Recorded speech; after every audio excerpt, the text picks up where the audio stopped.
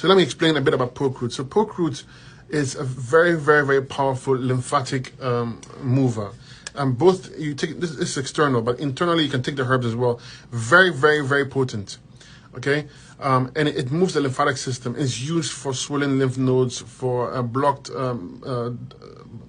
breast ducts, like breastfeeding mothers who can't breastfeed. That's how powerful it is. And you apply a little bit on the area, and you massage it in, and you allow it to do its work. If you want faster results, I would apply a hot water bottle. After it's absorbed, I'll cover it with a cloth and put the hot water bottle in it. On top of it, sorry, is to penetrate. But for a nodule, you have to attend to the root cause of it, which is activity in the area and the waste not being removed. So you need to work on your lymphatic system and your kidneys, and you got to clean up the upper GI tract so the waste can leave, so that the nodule can reduce. However, you can try the poke root on it. It's not going to be a solution in itself, because the problem is that you have activity here and you cannot remove the waste from the thyroid, so you form a bump there, right?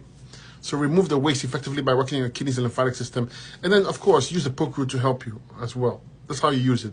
My point is that as powerful as it is, don't make it as the only measure of taking care of the nodule, right? You want a detox. It's always important detox. Poor waste removal will cause it. Okay, and I wouldn't use herbs for the thyroid at this point because it's already active.